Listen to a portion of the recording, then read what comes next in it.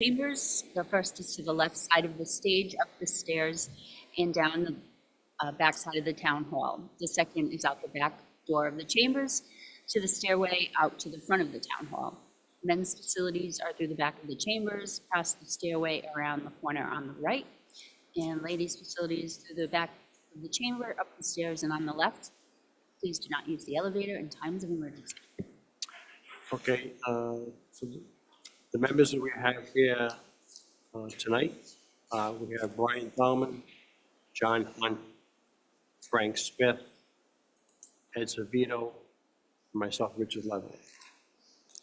And our distinguished board solicitor, David DeSillo, Carol Ogden, and Donna Kerr, our recording secretary.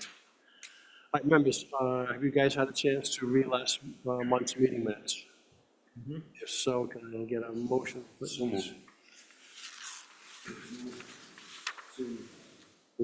need a motion to approve. Make a motion to approve the minutes from last month. Any second? Second. All in favor? Aye. Aye. Okay. That's taken care of. Okay. Donna, can we have a... First case is 25-002. Trinity Properties of Rhode Island LLC is applicant, and Robert J. Baldwin is owner of property located at 274 Waterman Avenue, listed as Plat 27, Lot 62. Seeks a use variance to deviate from section 4.3.D.8.A, residential uses multifamily, and dimensional variances from table 5.4, table 1, dimensional regulations to convert a 3-unit residential building to a 4-unit in an R20 district. Okay. Is the presenter here? Good evening, Mr. Chair. Please members. state your name. My name is Bob Baldwin, Robert J. Baldwin from Trinity Properties, Rhode Island. Swear in, please. Do you promise to tell the truth, the whole truth, and nothing but the truth, help you God? I do. Thank Go you. ahead and present it. Mr. Chairman, members of the board, I have some handouts. What? Before you begin, what's your relationship to Trinity? I own it. It's an LLC. I'm a single member owner. Sole member LLC? Sole member, right. Okay. So I have some handouts, a point of reference. If you could pass those along. This was a referral during the presentation.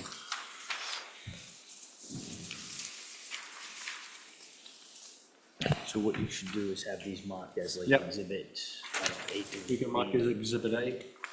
How many, A, B, C, whoever made it. Individually.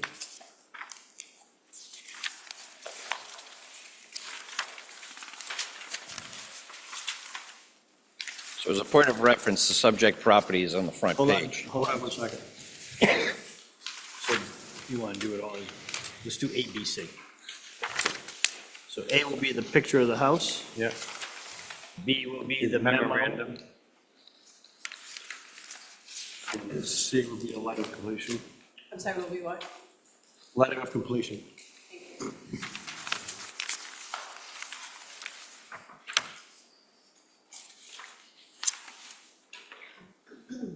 Okay, go ahead and proceed, Mr. Baldwin. Thank you, Mr. Chairman. So as you can see from the picture, this is the subject property, 274 Waterman. I will point out that from left to right, Unit 1 is around the corner. Unit 2 is a front door with a porch. Unit 3 is also a front door and the porch. And Unit 4 has a separate side entry as stairways to Unit 4. This was built as this is. So point of note that this is not a new addition or a conversion. This is a reinstatement of a legal unit, 4th unit. This was built as a 4-unit. It's always been a 4-unit. I'm not adding a 4-unit. I'm not converting a 4th unit. This was in a 3-family to being converted and turned into a 4-unit. This has always been historically for the last 175 years a 4-unit. So with that in mind, Unit 3 is on the right-hand side on the first floor, point of reference. which had been the tenant, the person that lived in what is now Unit 3, was the great-great-granddaughter of the people that built this in 1850. She passed away, her husband passed away, and my understanding was that the estate, I bought this off the estate back in September of 2022. At this time, this unit was built, it was built as a 4-unit, but subsequently to me purchasing the property, I did a complete rehab on this, and all other 3 units that are legally and now full with tenants have been rebuilt with new bathrooms, new wiring, new plumbing, new kitchens. One of the features of this house is that when these original owners built this property back in 1850, they did an exemplary job with this. This was in disrepair substantially, so it's required a substantial overhaul. I've spent about $225,000 on it so far. With the 3rd unit, it'll be around $275,000. But they finished this off with an awful lot of ornate woodwork on the inside. The woodwork that is on inside, I have preserved. So all the original woodwork is wide colonial, wide casing, wide baseboard of clear fir. The flooring is all clear fir. A lot of the rooms have clear fir wainscoting around the rooms, in the dining room and kitchen areas. So that has been preserved. I didn't rip this stuff out and just redo it, bring it up. But one of the things we're going to do now with the lead issue is that when I'm finished with this property, after we finish Unit 3, after we restore Unit 3 as the 4th unit, and the approval with the board, because of the way this was built, in the time it was built, these shingles that are now stained were left natural. And on the interior, the horsehair and plaster was covered by wallpaper. So the interior woodwork was original varnished, and the walls were wallpapered, no lead paint. So by the time I'm done with this building's going to be certified lead-free, not lead-safe, lead-free. So these are all points that I want to make. As you can see on page 2, when I bought this property, or Exhibit B, if you reference, one of the primary reasons I bought this is because per the memorandum that Al Decourt entered with the original owners, at the time in 2005 when this was done, this was after the Station nightclub fire, and at that point in time the law changed requiring that any building over 3 units required a pull box fire alarm system. At that time, the owners that would still live there, which I referenced previously, they decided not to do that, and they accepted this unit had to abandon 1 unit and have with the option they could come back and a new owner could install the pull box system as it says in Al's memorandum, and that would, with appeal to the zoning board, the 4th unit would be reinstated. Basically, the concluding statement says, to reinstate the use of the 4th apartment, zoning board approval is required. Building will have to be brought up into compliance with building and fire code. If you turn the page to Exhibit C, you'll see a letter of completion that indicates and shows that I have brought this up to code. The pull box system has been installed and was approved back in November of 2024, thereby fulfilling the requirement of the memorandum to reinstate the 4th unit. Mr. Baldwin, Yes, before you go on, this letter of completion is basically for electrical, correct? it's the fire alarm system. Fire alarm. Fire, and I referenced that. Now, going into that 4th unit, this becomes a commercial building. But it doesn't mention anything. Are you planning on going before the fire board at all for variance for sprinklers? Because now it becomes a commercial building with the 4th unit. I mean, I think that was the reason for them to keep it 3. And when you say bring in total compliance, now what you're actually facing too is, and Mr. Decourt, Al, actually references that you gotta bring the building into compliance, with the fire prevention code, and, everything is gonna be enforced at the time of all the codes that are changed, which now you realize you're facing the energy code. So, I mean, I think. I have think to the check. building official has to address those two issues. Right. One, does it go before the boards of appeal and fire for the fourth unit? Because now, I mean, I think that was one of the main reasons why they kept it three, because that even back when you mentioned the Station Club fire, that's when it all changed, when that fourth unit became into a commercial situation. Now, I don't know how the building official is going to treat this as a separate entity, with the fire alarm system, but I think at some point, the fact of it being now from 3 to 4, it becomes a commercial entity, and the fire marshal may require some sort of a sprinkler system, even if it's perimeter mounted.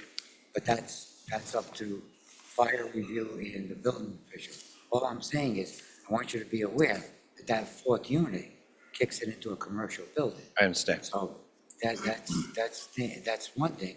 The other thing now, as of February 14th, which that's when, after the 20-day appeal, it kicks, the entire energy code kicks in, which is pretty significant, as you're aware. Yes.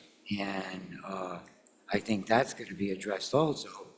And that was presented to us within the last week at the seminars, that now everything is going to be in the compliance of the energy code.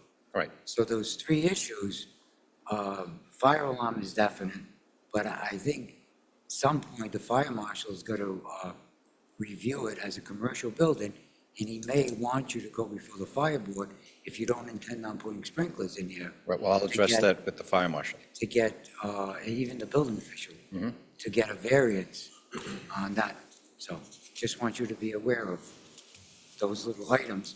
And the only reason why I'm bringing it up, because you addressed permits on this document here, an electrical permit, the pending rehabilitation pending, all, and the plumbing upgrade pending. So all of this here would have to be addressed also with the building official and the fire marshal. Right. Just so you're aware of all of that.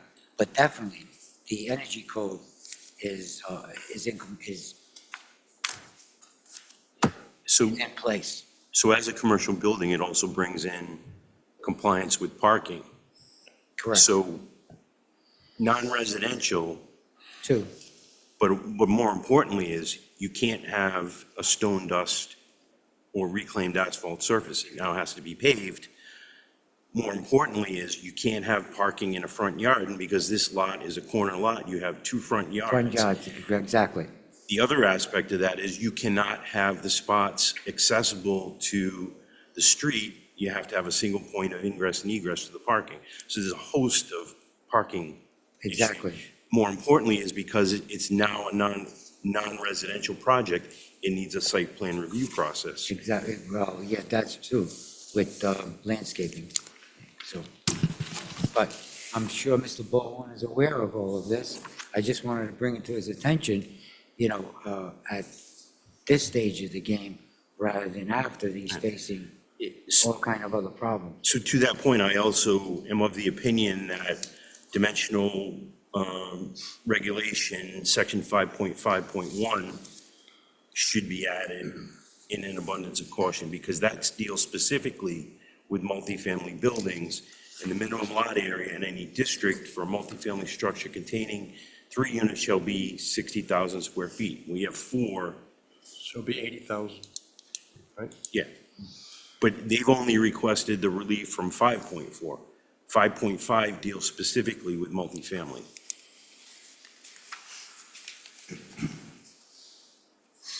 And the only reason why I brought all of that up because it was addressed in the application.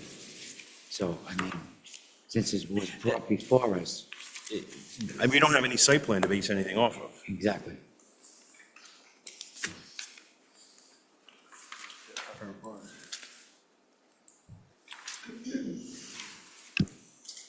So just for my clarification, how did we get to a commercial property because of 4 units? When it went to 4 units, 3 units falls under the residential code. Once you go to that 4th unit, now you're in the IBC, which is Much commercial bigger. building, becomes a commercial entity. So, and the fact of the matter that when Alder Court stated this, as Mr. Baldwin stated too, at some point it was a 4 unit, Correct. but prior to Mr. Baldwin buying this property, I think that was one of the main reasons why they abandoned that 4th unit, was the fact that sprinkler system would be prevalent. And that was always in existence when you went from 3 to 4. It's just that this setup, the way it is, it's only 2 stories, but still it becomes a commercial entity. And it falls into a different code. So you're all in, being 2 front yards, parking, site plan review with some sort of landscaping. So there's a lot of, yeah. So there's a lot of, when it goes to that I have commercial, no problem deferring that to, everything is going to be referred to actually to the building official and the fire marshal for those 2, and they're major points.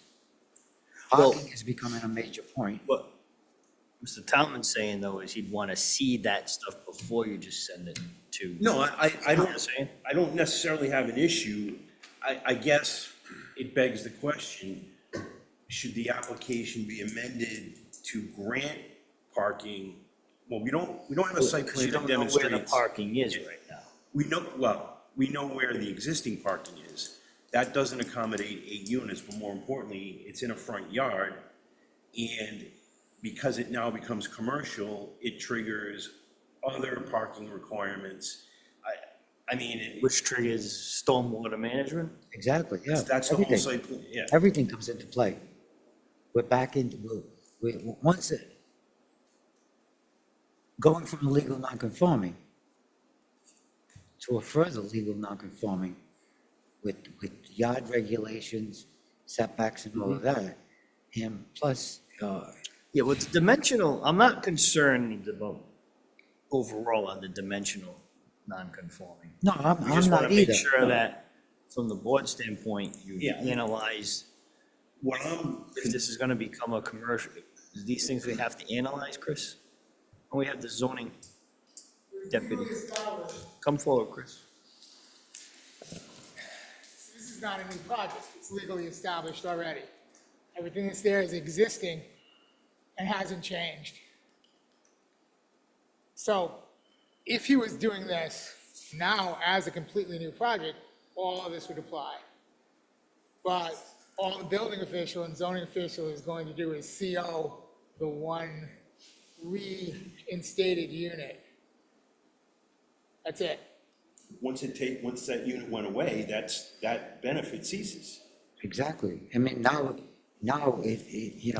it's an expansion of a legal non-conforming. Will Jacob have to review this as a commercial?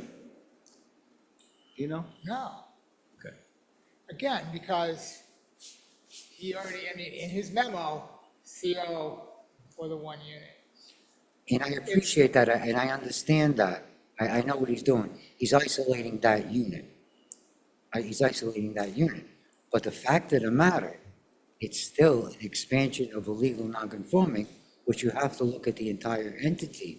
You're changing from 3, which fell under the residential code, to 4, which falls under the IBC, which But again, everything. he's not adding a unit.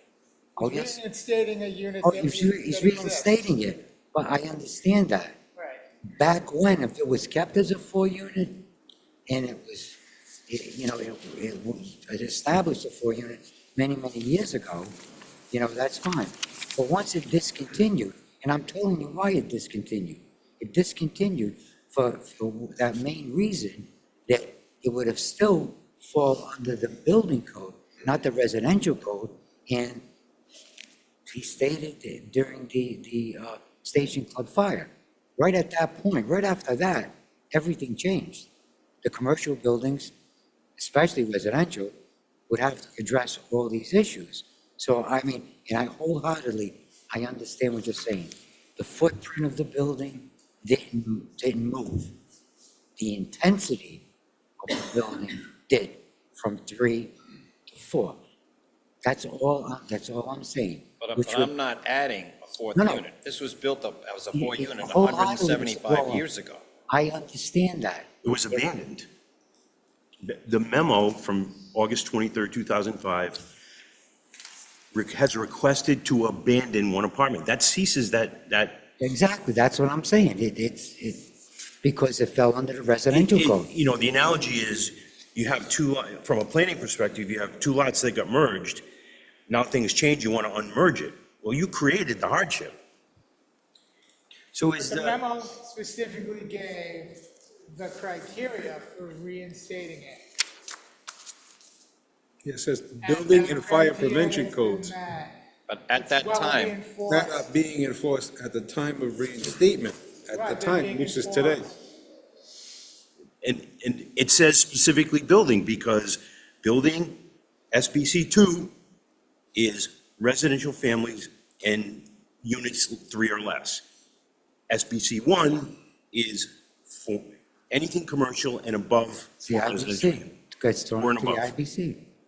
So Al's memo says it's building code as well as fire prevention. Right, and he has to be in compliance of both of them at the time of the reinstatement. But I'm going one step further, into compliance. Now we're dealing, with the energy code. I mean, that's just a fact of life. It changed, and this is how we're reviewing everything now, as of February 14th. so, Right, and we're in actually the grace period right now. Chris, the letter of completion for the 4-unit local fire alarm system, is that something fire has to look at also? I already looked at this. They gave him a letter of completion for the That's- alarm system. Who issued this? Right. Right, that's already done, and that was also the reasoning for taking it offline in 2005. Right. And now that's the specific criteria to reinstate it. When I went to the fire marshal, I brought Al's memo. And the fire marshal told me that at that time, what was required, and what's required, is a fire alarm pull box system, not sprinklers. And that's what I applied for, and that's what we put in, at $26,000 for a pull box system, which is one of the primary reasons the heirs told me that the primary reason they couldn't afford to put a pull box system in 2005, so they agreed to give up, not because of the commercial part, but because they couldn't afford the pull box system. So when I took Al's memo, went to the fire marshal, said, what do I have to do, and put in a pull box system. I did exactly that, and that's what they approved, and you have a letter of completion of that in that packet that says I met the criteria. So if you stipulate to the building zoning official's approval, that would be sufficient, because it's what's being enforced at the time of the reinstatement.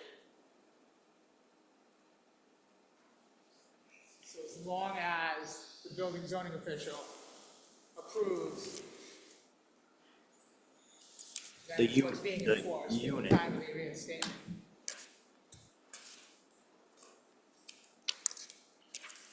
But if there are other permits that he now needs because it's considered commercial, building would have to tell him he has to pull more permits. Right, if that was the case, then that would be what the building official would be enforcing. So since the building official is not here, then he can't comment on what his requirement would be for the building. Because it could be commercial requirements. Or it could not be, either one. What he's requiring, what his, And then what about parking, sir? Do you have a layout yet that you could show this board for some parking? Where it's going to be laid out or where it is? In terms of, I'm assuming you're gonna go down Monroe to get out? Well, yeah, there's 5 spaces on the lower level, single entrance on the lower level. And there's the existing other spaces that were there from day one on Menor, on the side street. And there's 6 spaces there. So there's 11 spaces right now that could easily be expanded because the lot, there's plenty of space to expand. But those aren't in the front. Correct. Most of the space is in the back, on the lower level. But the back is the front. The building faces Oh, 'cause it's a Waterman. corner, yeah. Menorah is frontage as well because it's a corner lot. Yeah. I think if we were to expedite this, we grant relief for parking spaces in a front yard. The problem is going to be is the 5 spaces that are on the front, right at the corner of Menorah and Waterman Ave, are reclaimed asphalt, nor are they striped. In commercial, it has to be paved, they have to be striped. And then the other part is you can't have them accessible to the public right of way. There has to be a single point of ingress egress. Every one of those 5 spaces, you essentially would either have to turn it back into the spot from Menorah or back out into Menorah to go to. But that's assuming that the building official will interpret this as to be commercial, not residential. It's 4 units, it's commercial. That's black and white. Well, because the theory is it's always been a non-conforming multifamily use, 3 or 4. It was established as 4 units, which met the definition. 2005, that the owner at that time approached the town and said, I don't want to have to pay for an expensive fire alarm. Which is what a lot of. You abandoned the benefit you derive at that point, in my opinion. Now, in the zoning ordinance that was in force in 2005 is not the ordinance that is now.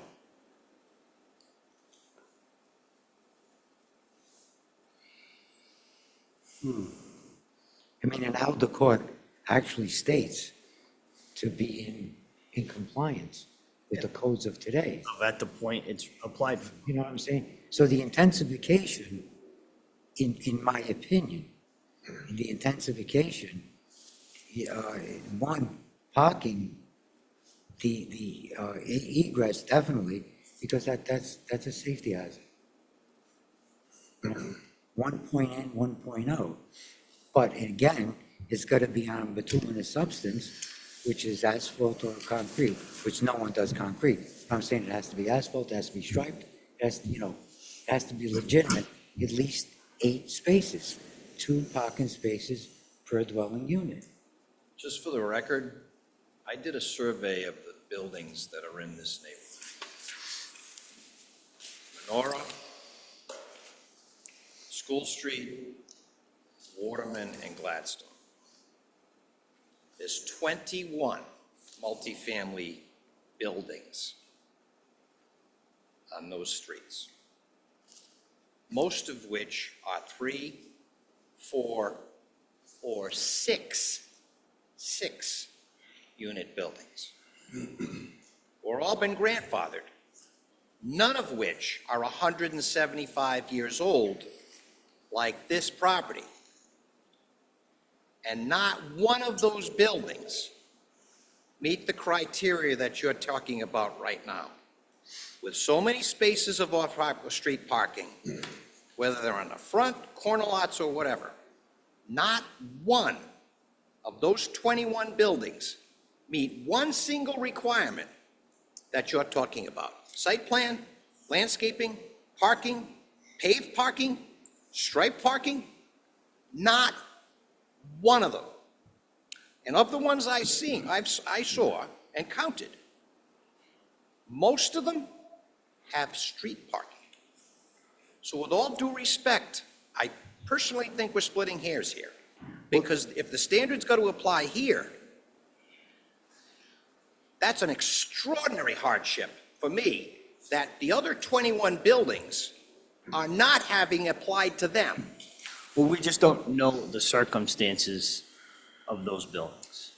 And the code was Some- probably different when those buildings were built. That's something that you historically have to figure out, like, if there's a 6-unit, was it 3 units and 3 got abandoned and they installed 3 more and the zoning board had granted? We don't know all the history for all of those. Your point, from the legal perspective, your point's taken, but we don't know the circumstances of each of those. May I suggest that we leave it up to the building official to make the determination? Well, I do, but I think this board wants a little more information about how he's gonna do that, because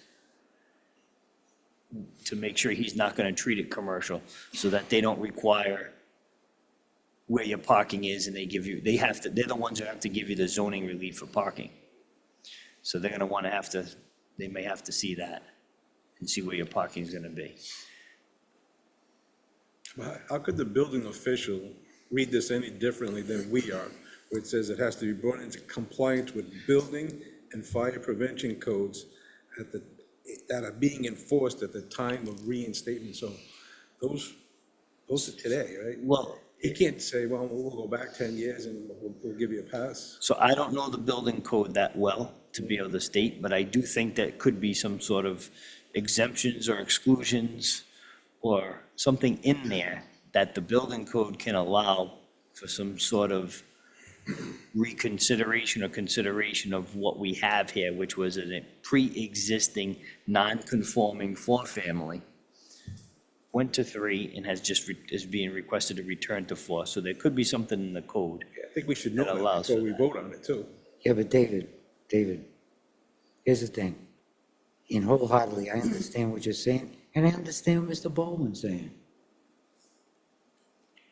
But it doesn't change the fact that this becomes a change in use. Correct. Wholeheartedly, change in use. And a change in use, now I know because I enforce the building code. This is what I do. When a change in use, you must bring the building in 100% compliance. And I understand that maybe the building official will say, okay, I'm gonna isolate this section, okay? And he's gonna bring this section into 100% compliance. But that's if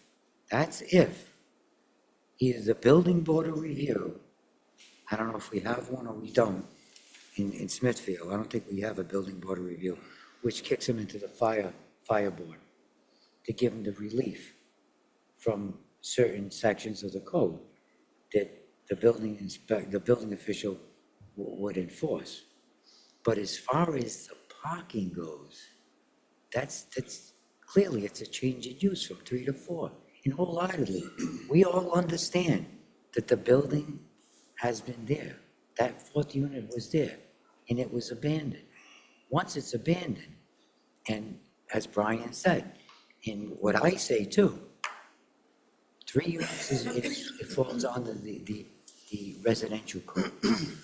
As soon as it goes into that 4th code, it comes into commercial code. So even, as far as the parking goes, we would have to see that, and I'm sure he's got enough land in the back of that to give us the 8 parking spots. But again, because we're on a corner, we're dealing with 2 front yards, which changes a few little things. Mr. Bowen, I totally understand what you're saying, that all these other buildings are built that way, but they're not changing anything. If any of these buildings wanted to go from 4 to 5, then they would have to come into compliance too. with parking and building and all that kind of stuff. But what I'm saying is that I'm sure you have enough parking in the back to give us the 8. There's no doubt in my mind that you can. But it has to be on a paved surface, number one. And the way the code reads, there is a site plan review required. And that would be, which, with the planning, they do the site plan review. He may or may not say, well, you're okay because it's an existing situation. But we don't have that in front of us tonight. Chris, would that be the TRC? Would this is something the TRC would have to look at if they think? If it was a minor subdivision, Yeah. there's no There's no planning invoked here. There's no plan, again, there's no change. There is a change. It was a 4-unit when it was legally established, parking, everything is. Because again, we're not going from what was a 3, never was anything but it, they're going from a 4, they didn't occupy 1 unit. We're going back to now, we want to occupy that 4th unit. But again, it's still really up to the building and zoning official to enforce at the time of Right. different wording and in effect. But then this board just wants to make sure that's the case before they have to consider parking relief. Right? That would be one of the things. You would only have to consider it if the building permit was denied because of the parking. So that's what I was gonna say is, so if the building official ends up reviewing everything again and says, yes, this is commercial, at that point, he'd have to come back here for the parking review to get approved, to get relief. Right, if the building official agreed that it needed to have commercial, needs to adhere to the commercial code for the parking, for then yes, he would then just deny deny the building permit. Any of the building, because again, everything would have to go through the zoning if it was changed. Again, in setbacks or building envelope or anything that would be a change in site design, et cetera. No, the building is there. We're not disputing that the building is there. So as far as setbacks or anything like that, it's not applicable. Because we're dealing with an existing building on a certain site. All we're saying is that the treatment of the change in use, there are certain things that kick in. And like I reiterated, that I don't see a problem with him giving us 8 parking spots. It's gotta be paved and it's gotta be striped. Because it does fall under a commercial entity. That's all I'm saying. Because now, with this big push on housing, there's gonna be a lot of people that are gonna come in that wanna change from 2 to 3, 3 to 4, 4 to 6, and they're gonna lean on the fact that there's this big housing shortage. And at that point, we have to look at things and we have to be totally transparent that the way we treat a certain parcel, that we're consistent all the way up. That's all I'm saying. And wholeheartedly, Mr. Baldwin has a great reputation. He's a good builder. We're not disputing any of that. We're just disputing what is in front of us tonight. And it's not in my opinion, it's in the building code opinion, it's a change in use, and it went from residential to commercial. That's a fact. That's a fact. Adding that 4th unit, whether it was there or not, okay? That's like if he was going to create, let's say, a basement apartment. still, it falls under the commercial entity. That's all we're saying. And that if the building official feels a certain way about it, we would have to accept that. But the board is gonna see a site plan with parking. I mean, and wholeheartedly, basically, we don't have an interior layout, which, that's okay too. But to see how this unit is connected, there's a lot of things that fall under the building code now, that, fire separation, and I don't want to belabor the issue of, all of the energy code that has to go into this, but that's what we're saying, that from that intensification from 3 to 4, it pushes it into the IBC code. That's all I'm saying. That's it.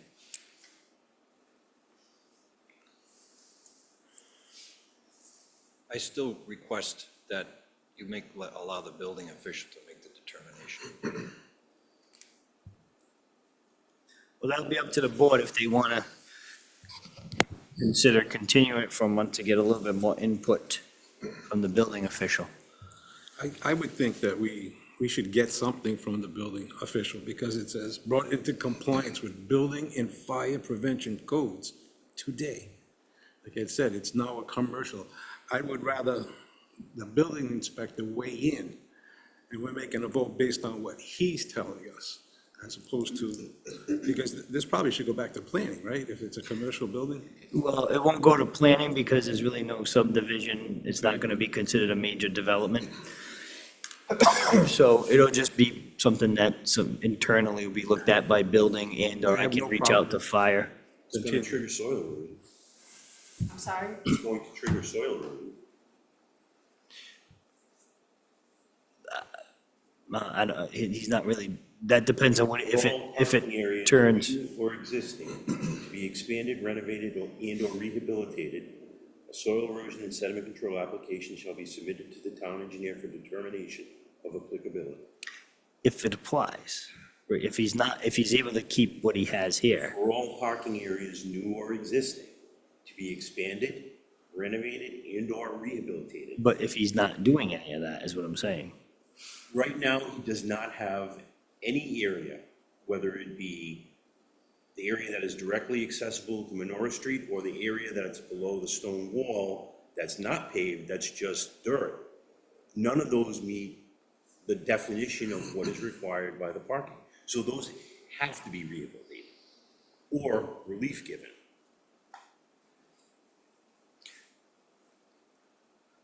But we don't have a site plan to even, Right, well, that's what I'm saying is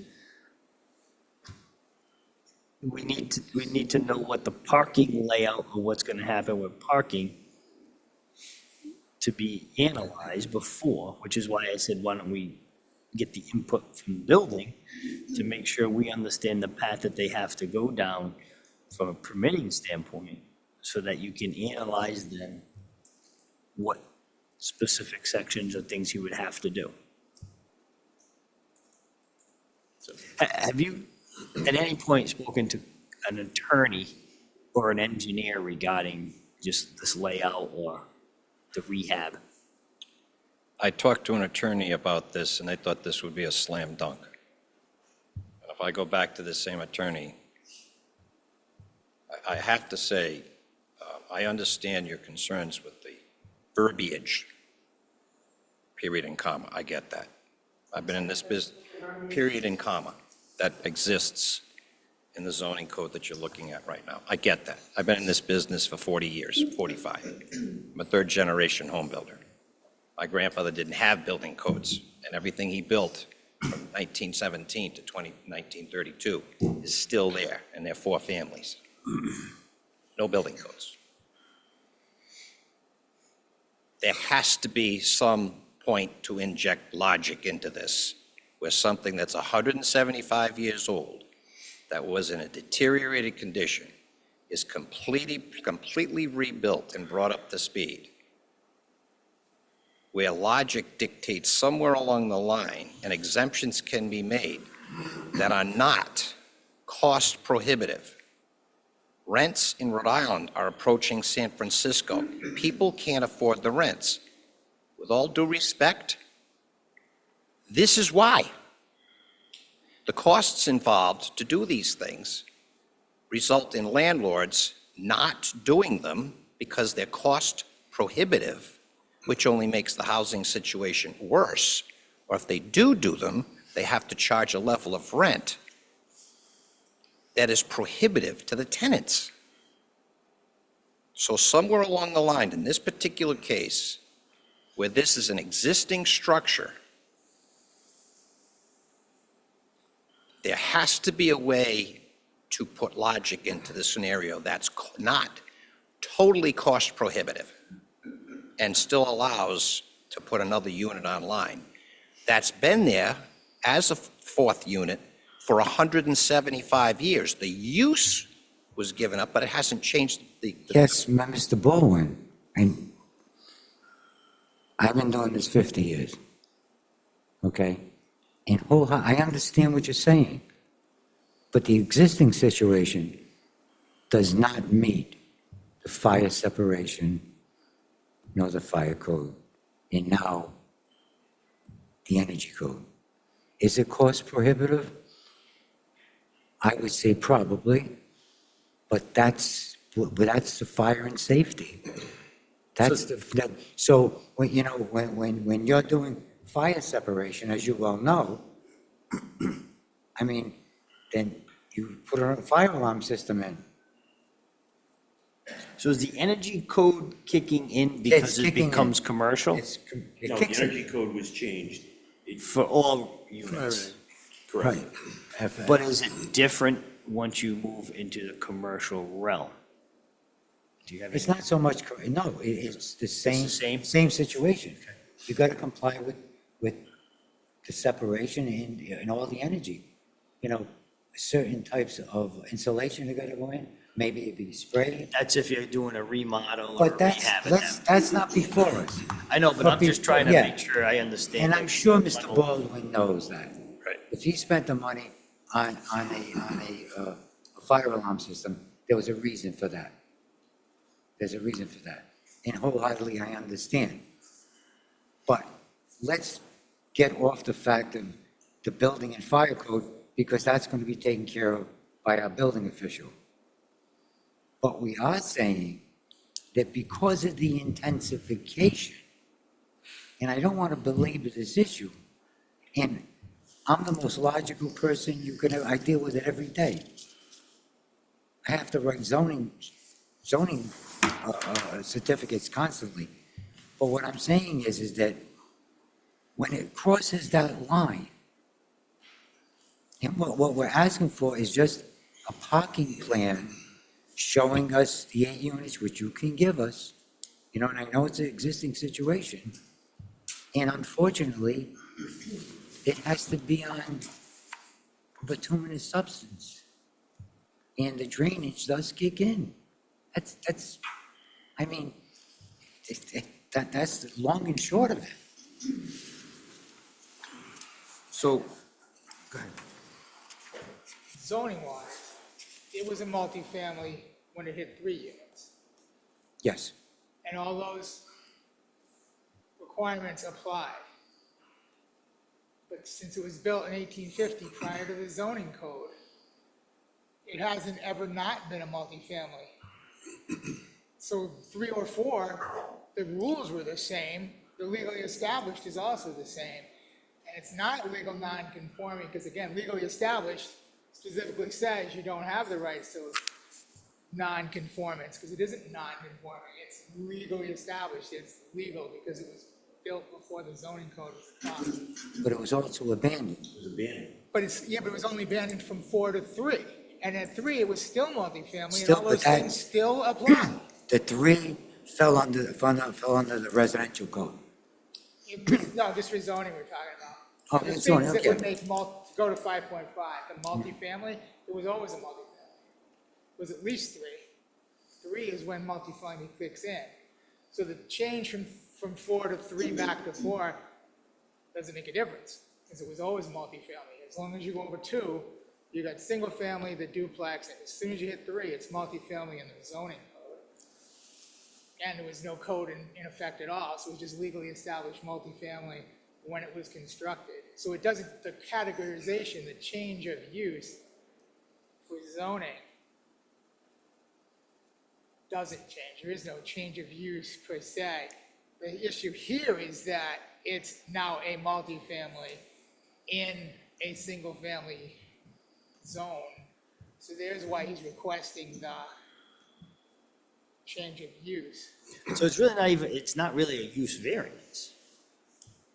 It's I just- mean, Is it, that's what. is it really more how I like a would- dimensional variance from 3 to 4?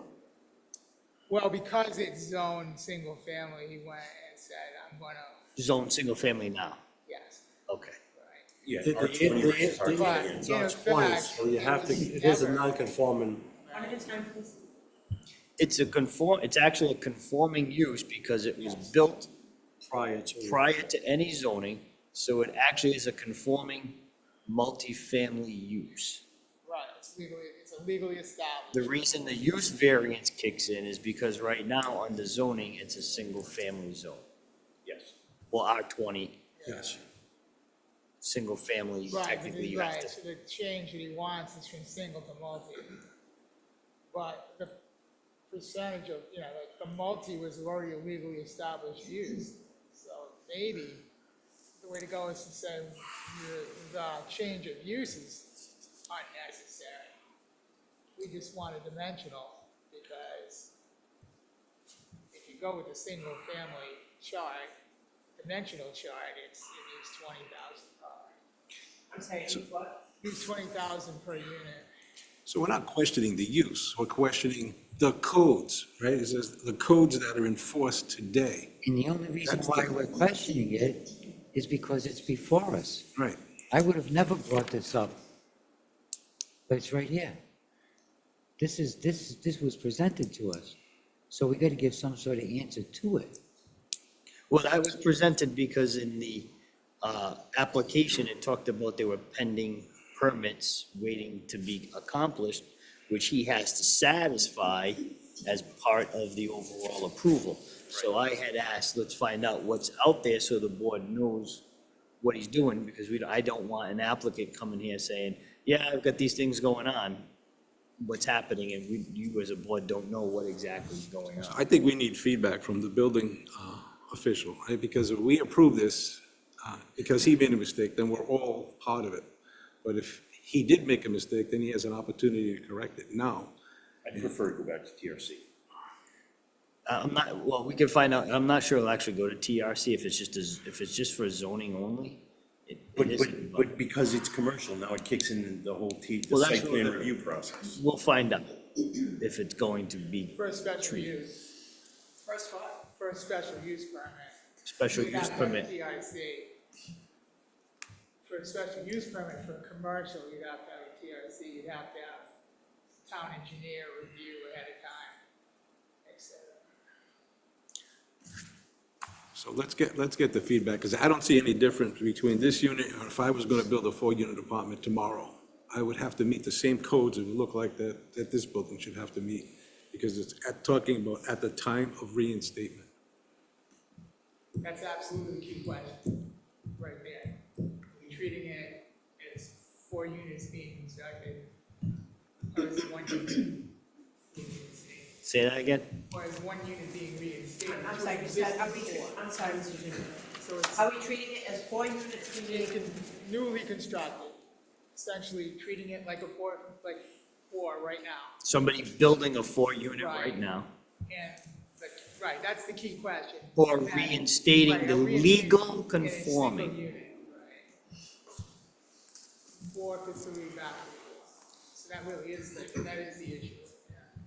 How that is. I mean, I do have confidence in our building official and let him rule on it. He says it's good, then we can vote on it. I don't You know what I'm see, I don't saying? see how we I- can you know, vote any I have other. all the confidence in the world with him. You know, I've known him, he's efficient. He does his job. But the fact of the matter is, because of transparency, And you will see, more will be coming in with similar situations, and we got to be consistent on it. That's all I'm saying. But I have a lot of confidence in the building official. You know, let him rule on it. That way there, Yes, I will. we have his ruling, and then we could make an intelligent vote. I agree, yeah. I agree. Mr. Baldwin, I just want to say that I did have some work of my own on that street a couple years ago, maybe a year and a half ago. So I've seen the transformation. It's been a wonderful job. I think everyone here, it just wants to, I don't think anyone here wants to make this more difficult. I think for me, and I think the way a lot of us feels, we just want to make sure it's being done the right way, and none of us are running into problems further down. I'd hate to see it if you did want to make it more difficult. Yeah. With all due respect, I gotta, that's Well, low hanging. no, we wanna make sure it's done the right way. Comment on, fellas, you know? You know, I think there's been some good points that have been brought up here that we do not want to trip over further down the line. So I agree, I would like to hear from the building official on how they would want this to be treated as well before voting on it as well. Chris, Well, you have done a can wonderful get the job with the building property. Official here next month. All I gotta do is finish it. Yeah, Wednesdays is his day to pick up the children, but he can certainly,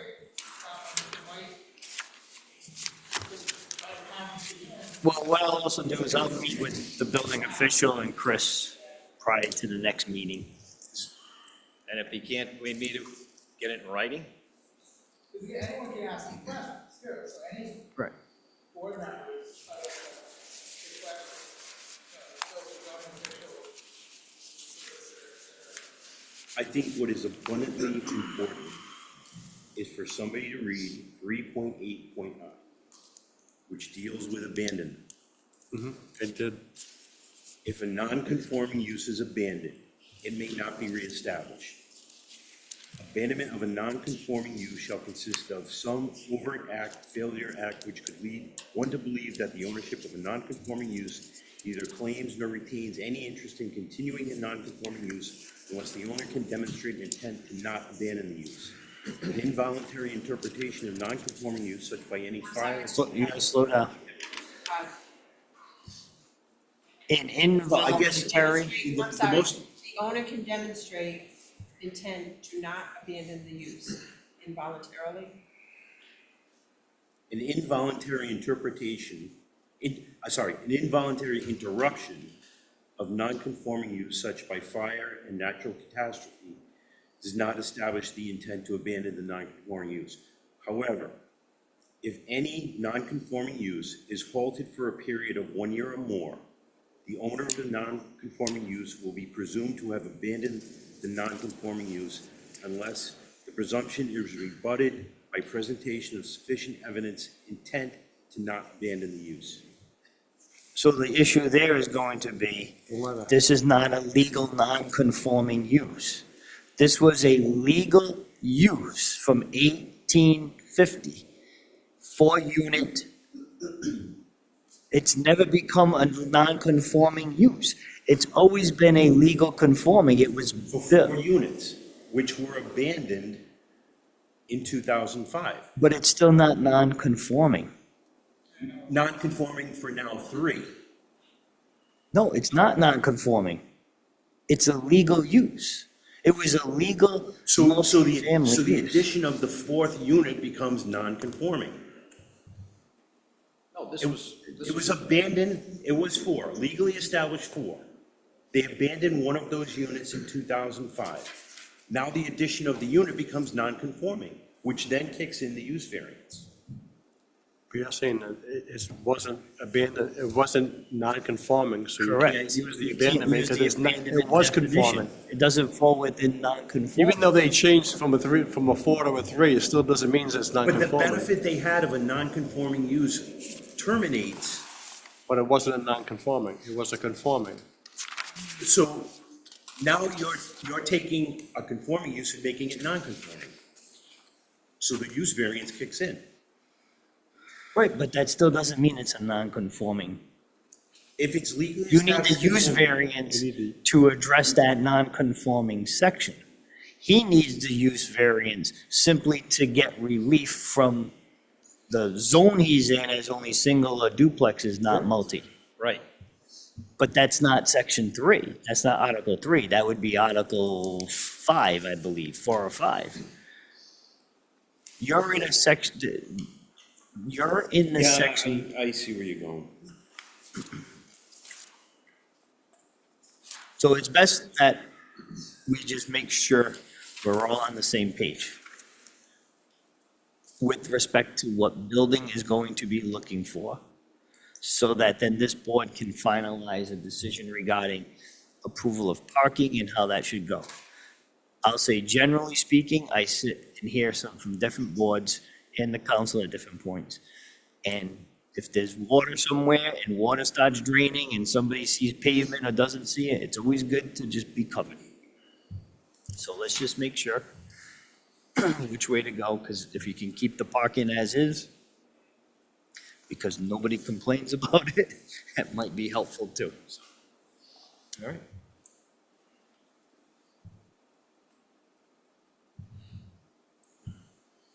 Okay. Just so we can comply with everything else, let's open this up to the public. Would anybody here like to speak on behalf of the application? Nobody here. Would anybody like to speak not in favor of the application? Okay. So we'll keep the public hearing open. Could we get a motion that we get a continuance till next month on this? Mr. Chairman, I make a motion that we continue this until the next zoning meeting in March. I'm getting you the date right now. Give me a second. March 5th. Second.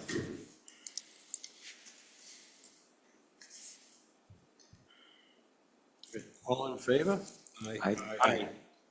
Okay. Okay, then I will I make a motion to adjourn. close the public hearing. No, Keep it open? stay Okay. open just like you did. Okay. Motion to adjourn. Anybody second it? Aye. Everybody keep your package.